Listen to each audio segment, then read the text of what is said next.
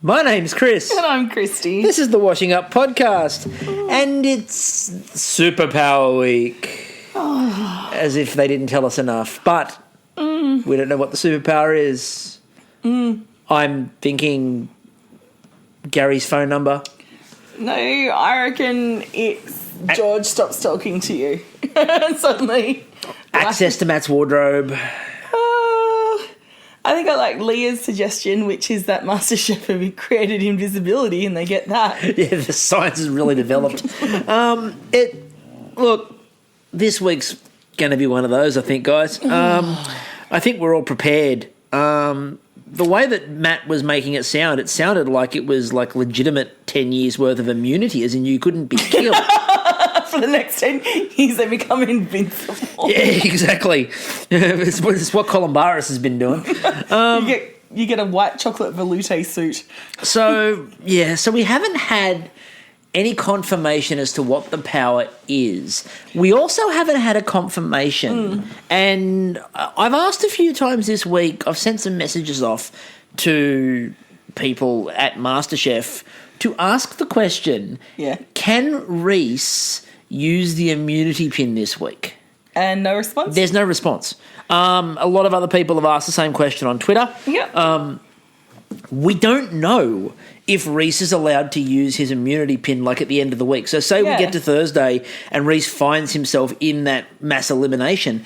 Can Reese use his immunity pin to get the hell out of it? I presume he would be able to because it's an immunity pin and it's... I don't know, but then someone has a superpower. So is the superpower that you get to take Reese's immunity pin? Because if that's the superpower, then what happens if Reese wins? Does that mean that he gets to take his own immunity pin? Or look, this makes about as much sense as Ben tonight, and we'll come to Ben shortly. Look, this week we know is going to be so disappointing. It's like when you're a kid and your parents are like, oh my gosh, we're going to go to, I don't know, like SeaWorld or something. You're like so excited and you think it's going to be fucking awesome. Like Expo 88. They go, we're going to take you to Expo 88. And you're so fucking excited because you've seen all the ads and stuff. And you get there and you don't get to go to the Queensland Pavilion. That's what this week's going to be like. The Queensland Pavilion. It's going to be not the Queensland Pavilion because that was obviously awesome, but not going to it. It's all hype and no show. Celebrate. Stop it, Chris. Times. Come on. Stop it. I don't have another therapy session for another 3 weeks. Okay, so the first mystery box challenge, you lifted up the mystery box and you got 3 plates. Another little box. I did ask, by the way. With a mirror and a tongue inside. Imagine you open that up. And suddenly George goes from salt and pepper to Prince. Oh, God. Don't even pretend. That hurts. Okay, so for me personally, I asked a question online. They said, look at these white plates. I did ask the question if they were indigo. So those people who watched the other year's worth of MasterChef, you all got that reference, and hashtag put out your indigo plates. But if you didn't watch last year's MasterChef, you're lucky. And was it you before? Yeah, and you were lucky because put out your indigo plates became a thing. Yes. So anyway, moving on. We got into the challenge, and the challenge was under the little box that you had next to the plates. Not a mirror and a tongue inside. It wasn't a mirror and a tongue inside. Yeah, you each had a special ingredient. Like Khan had blackberries. Then Ben had peas. Samira had miso. She did indeed. Reese got vanilla, and everybody laughed at that, including Reese. It was... Could this have been said as that's me on the plate? That's me in a box. And it's not being harsh because, Reese even found it amusing. It was like the idea of, I'm pretty vanilla. Yeah, okay, that's fair enough. But the thing is, they're like, you can swap if you want to. It's like there was no impetus to swap. It's like... Now, we're going to talk a lot about this idea of what's coming at the end of the week because for what they said was that they're going to eliminate people as they go through the week into this big elimination at the end, the mega elimination, whatever they're calling it. Yeah. I don't know. They're all going to Lex Luthor's headquarters, and one of them, they're all going to the Fortress of Solitude instead, and they're all going to be tortured at the Fortress of Solitude until one tells them where Superman is. But they haven't actually said what the power is. And all they've said is that, like, at the end of the week, someone's going home. So in other words, except for one person, y'all are fine. You're all ending up in the elimination, and then except for one person, you're all back next week. So what the hell is the big upset punishment they're all going to suffer here? I would have thrown it. I wonder if Ben did. I'd be like, there you go, boys, prawns and peas. I'm not even fucking cooking the peas, boys. I need a fucking break. I'm still standing up here over a hot stove. Oh, yous all judge me. Well, fuck it. I'm going into elimination. There is a benefit, and unfortunately for me, I tweeted it out, and then Colin Burris basically agreed with me, and I'm scared if George agrees with me that I've maybe had a bad idea. But George said, you know, you get your chance to go up there and maybe have a think. What I think it actually gives you the chance to do is, and we've talked about this in many episodes over the last couple of years, the problem for a lot of people on Masterchef is they get in their own head because they're cooking so regularly and they can't stop making similar things. As we will discuss later tonight. As we will definitely discuss later tonight, where one contestant put the same dish up basically twice. With different flavours. Yeah. So the problem is you don't have that time, and people we've spoken to on the podcast will tell you, you don't get that time to step back and think to yourself, okay, what am I doing? How am I growing? What do I need to do to get better? You're just cooking. You're up on the gantry this week. You get to basically decompress, take a breather, and think about what it is you need to be doing in order to stay in the competition. And like, there's no motivation. This whole week is not designed. They said, we want something interesting, as I think it was Matt said to Khan. It's like, this whole week is not designed for interesting. It's designed for mediocrity and safety, because if you actually do give a shit about, unsaid superpower, then you are just trying to cook stuff to be safe. Now on that note, I'm going to start with Jess. Yeah. Okay, on the front of interesting. Yep, I agree with you 100%. That was an interesting dish. Yeah, right? Absolutely. She made something that was interesting, and look, good on her for that. I do have some issues with Jess. Twitter disagrees with me by and large very vehemently. My issue with Jess is not that she's not good. On the contrary, I think she's got a hell of a lot of talent and a hell of a lot of ability. What I am worried about is she is so in that bubble at the moment, and the judges keep steering her. They're steering all of them in directions. Yeah. Right? And we saw that with Khan tonight. They sort of got in his head and steered him around where they wanted him to go. Yeah. Then he almost fucked the dish up, and they got stuck into him about fucking the dish up. Yeah. And Gary, we'll talk about Gary in a minute. But with Jess, I see Callum from last year. Yeah. I see Callan from last year, and I see what happened with Callan, where he is a very talented young man and an amazingly good cook. But they gave him reinforcement on the wrong elements, didn't give him any ability to grow or change, and sort of didn't let him work it out. Yeah. And steered him down this path until he made a dish where they just went, no, but that was where they were pointing him the whole way. Do this, do this, do this. And then he did it all, and they went, that's crap, you're going home. It's like, you did that to him. And I just worry for Jess that could be where she ends up. It's good to see in the past 2 weeks that she has had some depth come into her food, and you can see some growth. There's been a little bit, but not as much as I would like. But is it too little too late? That's what I said. She was earlier on, I said, I don't think we're going to see the development that's needed from her just yet within this. I don't think she could do it within this short time span. Oh, no. She's definitely developing, and I think it was really cool how she whipped out that porcini dessert, and that her thinking is coming along in terms of flavours. So I like the fact that she picked up the umami flavour and went, the umami flavour will go. That was good thinking. Absolutely. I don't like the fact that she defaults to desserts. And I understand why. But for the past week, she hasn't been doing desserts. Yeah, but then she got porcini, which is, I would gear that towards a savoury. And I know that means it's creative and inventive, and everyone's going to go, you're just contradicting yourself, Chris, shut up. But when Jess gets cornered, yeah, she runs to dessert. Yeah.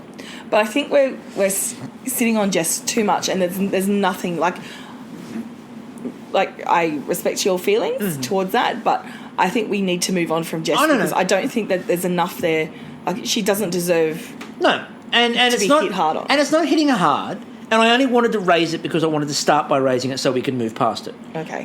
Because I just wanted to get that out there. Do I think she's talented? Yes, I do. Do I think she did a good job? Apparently she did a brilliant job with that. Chloe.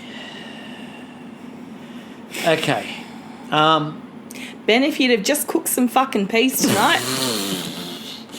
Okay, so Chloe Ben, starts... if you'd have just cooked some fucking peas tonight. So Chloe starts cooking.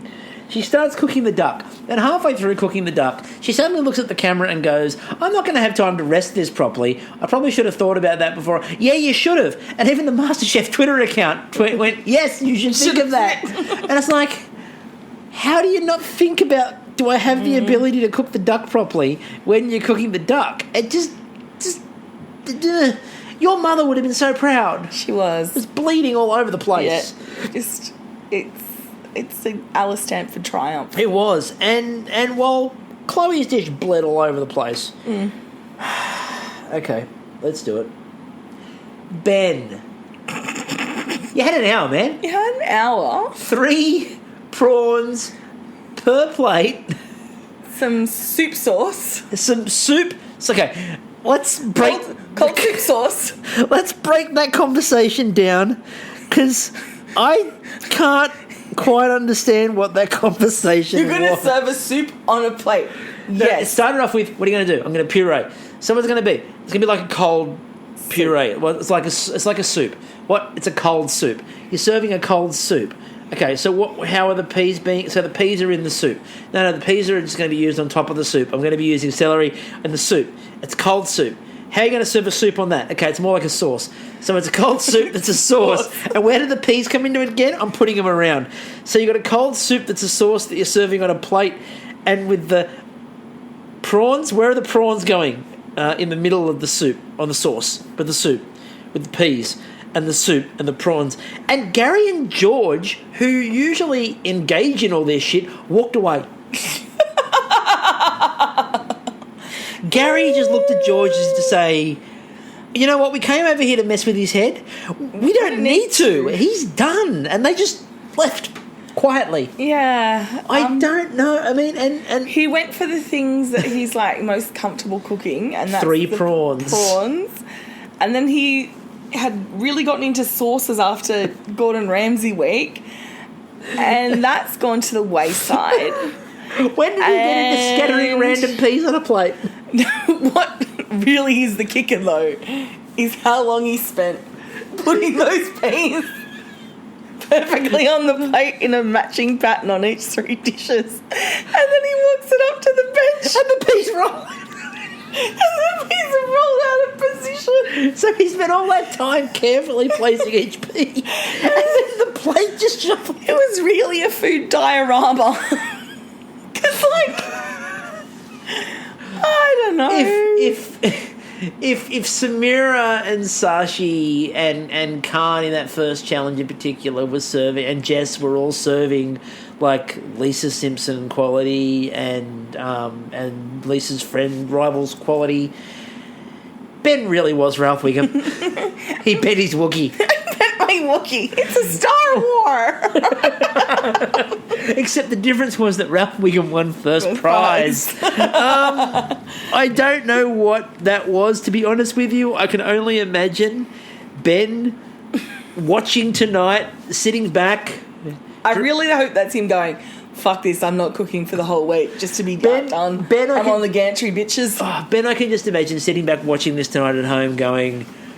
What the fuck? What the fuck was He's that? sipping on his cold mug of sauce soup.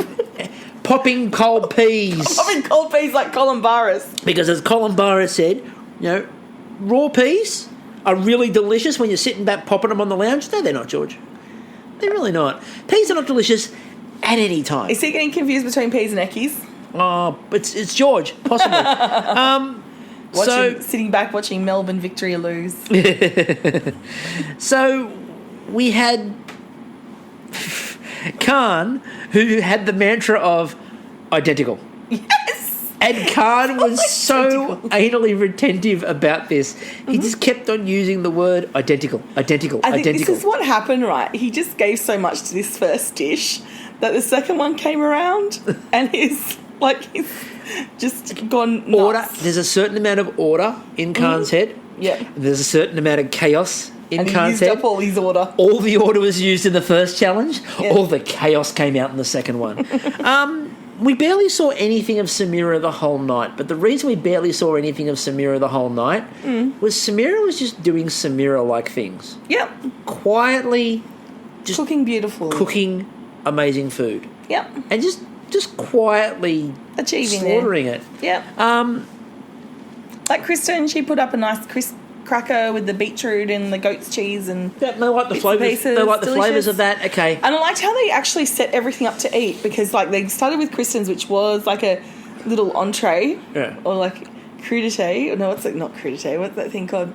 We had them last week with Charles. We made 450 of them. What are they called? Don't leave me hanging, Buchanan. You're looking at me. You're like, come on, Kristie. Everyone's screaming They're down canopies. The canopies. Not canapes. She made big-ass canopies. 3 big-ass canopies. One thing that really pissed me off tonight, though, and it is so fucking frustrating, why don't you leave the banana leaves on, Sashi? Yep. This is like... It's you. It's like, no, this is Sashi. Sashi chose to take them out of the banana leaf. What came out of tonight, because there were things we've learnt tonight and things we haven't learnt tonight. Hashtag judges so white. What we haven't learnt tonight is what it takes to stay in the competition. Khan, in the second challenge, vocalised this and said, we're at this point now where we don't actually know what it's going to take to stay in this competition. Well, not crunchy beans. Right, not crunchy beans. And what they had stressed all the way along, and Khan had talked about this all the way through the first challenge, was that everything needed to be identical. Yep.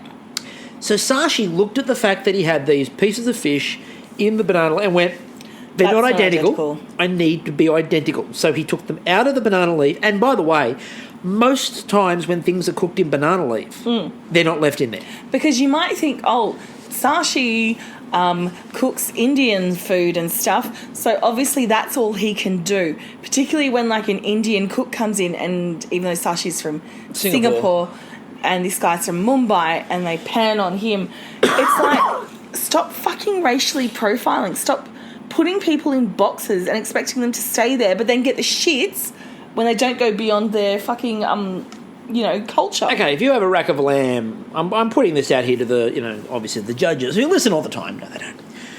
You've got a rack of lamb, and say, for example, you decide you need to wrap that in foil while it's in the oven. Yeah. Do you serve that in the foil? Fuck no. Or do you take it out of the foil? You take it out of the foil, right? Yeah. Consider the banana leaf foil. It's, you don't have to leave it in there. You can if you want. It's like Chloe could have served her fucking sous vide fucking salmon in the friggin' bag. She could have left it in the plastic bag, exactly. Yeah. Didn't do it. Right? No. Why? Because for once there was some common sense there. Yeah. So I felt for Sashi, but I also felt it might have been a little bit of we need to come up with something to try to make this a bit interesting, because Ben's just put a couple of peas on a plate with some prawns. But it didn't end there. You heard them when they were talking about the salt and the pepper and the oil in the next challenge. And like, the pepper, it's not chilies in Indian food, it's pepper. Yeah, they started explaining. And they started telling us everything and what their expectations were. And then when Gary wanders over to see what Sashi's doing, he goes, I'm doing a sambal because of the oil, the chili oil. And Gary's like, but do you really think you should be, heroing that? And Sashi's like, yeah, why? What do you expect? My favourite moment of that was when Gary went over and did that, walked off, and Sashi just looks at the camera and goes, I'm doing it. Yeah. And just kept doing it. And that was one of those, we do say a lot of the time that, you can't go against the judges, but in instances like that, you should go against the judges. So it's a bit ridiculous. So anyway, white-splaining Sashi's dish is fucking So anyway, the other funny part about that was that Khan, in his dish, heroed peas better than Ben did. He was like... Who had peas. Khan was essentially Harry Potter diving down in Goblet of Fire. You don't watch Harry Potter, do I'm you? just blanking right now, but I'll just know. Okay, so everyone out there who knows Harry Potter, Khan was essentially like Harry Potter diving down, discovering Hermione and Ron and Fleur's little sister, you know, all chained to the bottom of the lake, and noticing that, okay, Hermione's been saved, so he's going to get Ron and he wants to get Fleur, but like the mermaids are like, no, fuck off. And so, but he rescues her anyway. This was Khan to the peas. He was essentially Harry Pottering those peas. He really, it was a bit like that. So we got to the judging. Yes. And they said that it was clearly out of Chloe and Ben, except, do I have to ask the question, as part of the what the hell are you after part of this, they tasted it, and Gary laid into Chloe about the fact that the duck wasn't rested properly and there were big problems, and George said there are big problems here. And then Matt Preston goes, oh, but it's delicious, and I've eaten every mouthful of it, and the flavour's lovely and wonderful, and it's very delicious, and it's quite good. So in one breath they told Chloe that it was both horrible and delicious. And deliciously great. What? Like, you can't have both. You can't go, this is really badly cooked. God, it's good.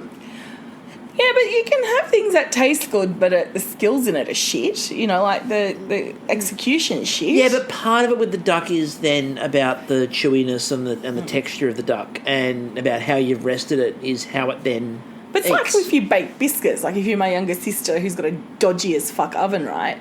That burnt the base of the biscuits, but the top of them was good. Like, the execution was shit, but the cookies still tasted nice. How do you know? You only got 3/4 of it. Look, my niece is... You weren't allowed to eat the rest of it. She went, here, would you like cooking? And broke part of it off and ate it. She's enterprising, my niece. Okay, so of those dishes, the one that we've decided that we wanted to feature is Khan's. So tonight, for your Mystery Box Challenge Week 2, and thank you to the 2 people who bothered to enter Week 1. Yeah, you guys rock. So Josh, Brendan, you're in the running at the moment to win our gift. And, you know, if we could pull both your names out at the moment and cut it in half, and then you could be like the Shazam twins. Oh, they've already talked about the fact the apron needs to return to Queensland where it belongs, apparently. So Khan... Like, that is it. So this is it. This is our Week 2 of Maybe our... you can have a share deal, you know? So this is Week 2 of our Ungerman Brothers, our Ungerman Brothers semi-promotion. Yes. Obviously, we went to Ungerman Brothers the other week. We were gifted an apron. Ben gifted us an apron to then gift to a lucky member of our audience. Indeed. And we didn't want to just give it to anyone or just chop it up. No, we thought about that. We decided against. Mm-hmm. So we've decided to go I had the pinking shears ready to go. Yeah, I actually sort of had to dive over and take them. No, Kristie. I don't have a left hand anymore. But, you know, the apron is safe and that's the important thing. So we're going with Khan's dish tonight. So Khan served lamb backstrap with blackberry jus. Jus? Jus. You say jus. Not as Jess said. No, Jess Chloe. and Chloe, they both did the same thing. Jews. Oh, what do you mean? You're going to shove more flavour in me, Chloe? Chloe, what are you doing?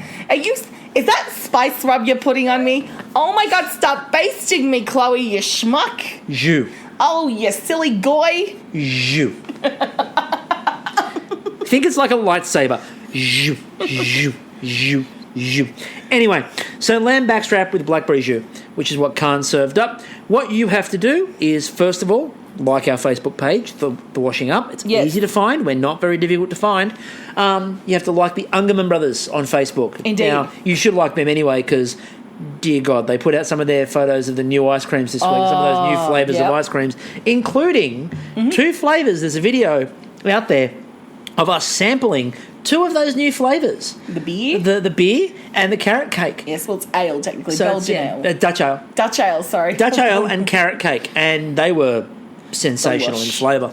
So there's a whole pile of new flavours on their Facebook page. So go and check those out. Mm-hmm. After the podcast is up, I'll be putting up a thread which will say the Mystery Box Challenge Week 2. Yep. What you have to do is, which ice cream from the Ungerman Brothers selection would you pair with the lamb backstrap with blackberry jus, and why? And again, it could be before. Yes. It could be during. Yes. It could be after. It could be. So, however you want to make use of it, it is up to you. We want to hear a bit of a why as well. Again, serious is good. Funny's better. But up to you. So, with that, we'll move on and get into the second part. So Ben, we don't really need to go through it. Ben clearly found himself up in the gantry, looking down at everybody like they were peas scattered on a plate.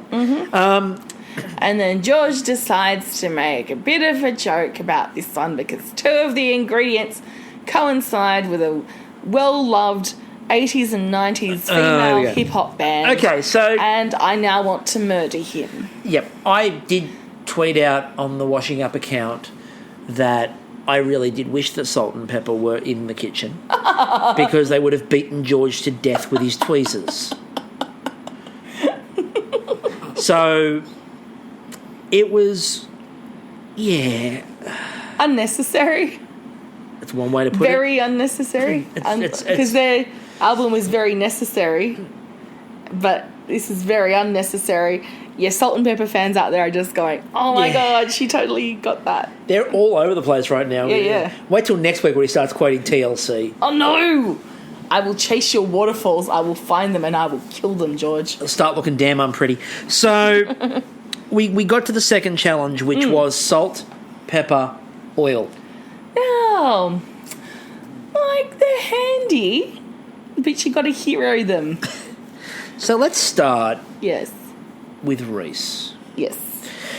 Now, in his first challenge, he made an ice cream, a meringue, and some accoutrement around it. He did indeed. This time, what did he make, Chris?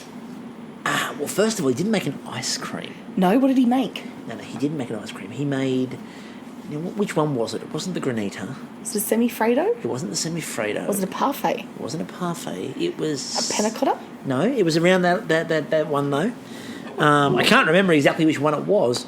It was... An anglaise? No. A mousse? No, it was one of those, though. But it came with... It was green, but it came with... A meringue? A meringue. And the accoutrement around the outside. Basically what he did, and if you look at the two dishes side by side, he made the same dish. Right? He changed what it was in the middle. Different flavours, but same dish. And this is the thing, if you're trying to stay safe this week and not end up in the thing, this is what you're going to do. It's just use strong skills in a certain set and throw some different flavours in.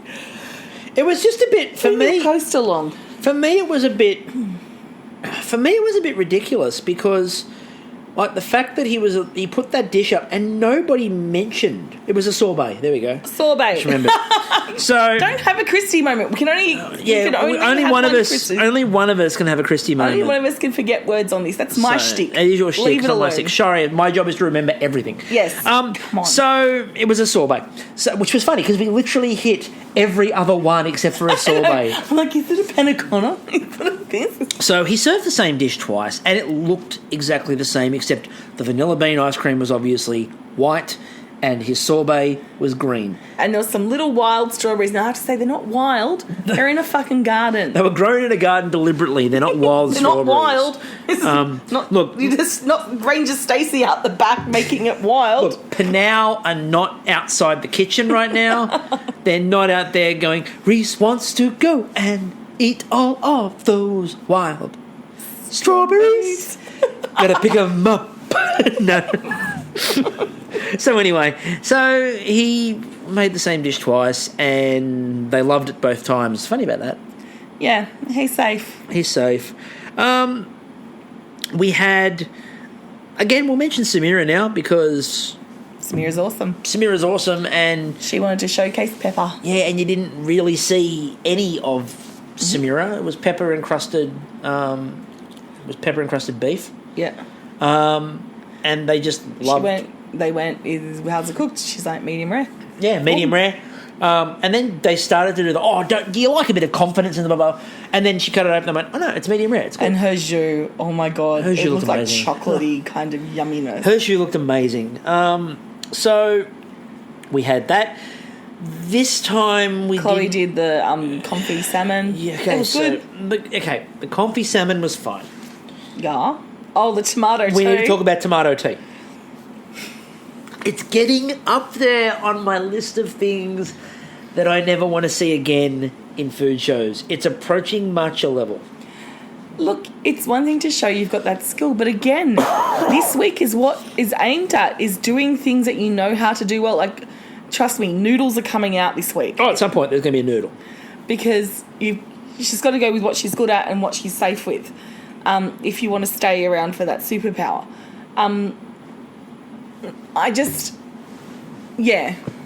My other question connected to Chloe was Sashi trolling? Why? Because what did Sashi make for the second challenge? Oh, duck. Duck, yes. Perfectly rested duck. That's right. Was Sashi trolling? Yeah. I'd like to think so. I'd like to think that the whole time that Sashi's cooking, he's just looking over his shoulder and nodding, and then looking back at the thing, cooking for a bit more. But sambal duck sounds really good. It does. I mean, we were watching a bit more of Ugly Delicious today, and they were doing Peking duck and fried chicken. Oh, the Peking duck was enough. Oh, that's right, because that was in the barbecue episode. Yeah. Oh, that Peking duck just looked incredible. So it's been a good day for duck, and then there was Chloe's. People weren't stuck. And then there was Chloe's. People do indeed want ducks. You know what else people want? What? Judges that don't fuck with their heads. Oh. Now, I know that's kind of what the judges are there for, but there's a difference between asking questions to prompt a response and just messing with someone. And coming off like a smarmy git. And Gary fucked with Khan. Yep. And it wasn't in a I'm just asking the question kind of way. He started to really get in there and like mess with the dish. Yeah. And then when Khan got up there and admitted that there were a whole pile of problems in terms of he wasn't his best cook, the smirk on Gary's face when he was talking about this, you know, I like that element there and that element there, but it's just not delicious. And there's issues with the way you've combined the flavours. And he had this smirk on his face. Because nothing he was asking as well was really assisting Khan. No, the thing was, hero, and I hate using that word, but that's what they use, salt, pepper, oil. He heroed the salt by salt and crusting the lamb. Yeah. By the way, they all said the salt-crusted lamb, delicious. Yep. The problem was the stuff around it. It's not a challenge, right? No. The challenge is the salt-crusted lamb, which was incredible, apparently, from what the judges all said. That was good. But overall, it just didn't mesh with the... There was too much citrus. But then they were like, oh, maybe you should do this or this or this or this or this. And he just started pushing. Yeah. And it just seemed, rather than asking questions for the sake of it, it just seemed like Gary decided for some reason to just fuck with him. And the thing is, like, behind the scenes, like, everyone, you know, like Sarah was on Twitter saying how much she really loved the judges and got a lot from them. We saw it tonight when Ben called Gary Gaz. There's obviously good vibes happening there, so it's like, why isn't this translating to TV? Like, what's going on? Because that just comes across as being quite shitty. So, Khan was in a lot of trouble. Yeah. Then we had another issue. Even though someone called him like he's salt baking, and I went, no, he's salt bay king. Ching. On fire. So then we got to the tasting. Yes. Now, and we'll mention Kristen when we get to the tasting in a bit more depth, because the same sort of thing happened a little bit to her, although in her case it did seem like they were actually genuinely trying to stop her going down the path she was going down. Yeah. Apparently we're back to a situation where if the judges don't like something, you could be in a bit of trouble. Oh, I hope these beans aren't crunchy. George has a problem with crunchy beans. George has many problems. Crunchy beans being the least of them, except when it comes to judging Sashi's dish. It's like, you didn't have a problem with, like, Ben... Oh, you did have a problem with Ben showing up with raw peas. You like popping those in your mouth, George. But he did say that raw peas were delicious. Raw beans are a problem? You will take Sashi's bean anyway, he'll give it to you. Well done, well played. So that popped back up again. We just want consistency, guys. Khan thought he was doomed. Yeah. Then Kristen got up. The problem, as they said, was it was too creamy. And it was too citrusy. And it was a citrus on a citrus on a citrus. And they came up, and Gary actually came up to one point and went, is that what you want to do? Do you really want to double that up? Yeah. And like listening to her try to explain it, she did decide to sort of say that she thought the limoncello could cut through the citrus. And I'm like, it's limoncello. That's a further citrus. Yeah. It's not going to cut through the citrus. It's just going to Or was it to cut onto through the oil? But either way, like the idea creaminess. of using all of those acids to cut through the oil, it's just probably going to be a bit too much. Yeah. And it turns out it was. But as I said, I don't see going up to the gantry as being a negative. But it was also looking very plain on the plate. Yeah. So it just, I mean, just do a Reese, just pop outside, grab some flowers. Yeah, just go grab some flowers, apparently. Flowers drifting by the rain. Yeah. He's flower power kid. He is indeed. So we end up with 2 people up on the gantry now. We've got Ben and we've got Kristen. Ben and Kristen up on the gantry. And as I said, don't think that's a weakness. I think that gives you time to think. Yeah. And also, you don't have to worry about doing the rest of these bloody challenges. Have a rest. And what's your fucking superpower going to be? Oh, you get an extra 5 minutes in the kitchen. Now, here's the thing. If the superpower ends up being something like go directly through to the semi-final, the fan base will riot. Yeah. Because that's too much. If it also ends up being something like you get an extra 5 minutes on your cook each week. It's pointless because we know that usually doesn't work. Yeah. Like, that 5 minutes usually gets fucked up.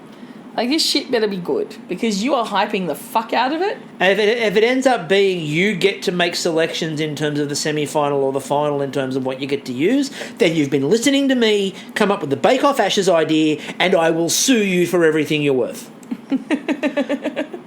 I mean, it's just not a good idea. It's exactly what I meant. So anyway, in this realm of inconsistency as it is... That's about all from us this week. Yeah. Don't forget to go to the Facebook page. Do not forget to like our Facebook page and Nungaman Brothers. Don't forget to pair an ice cream to the dish we picked tonight. Yes. Again, not mentioning it now. You've got to listen to the episode. So until Tuesday night, I'm still Chris. I'm still Kristie. And we'll catch you all then. Ciao.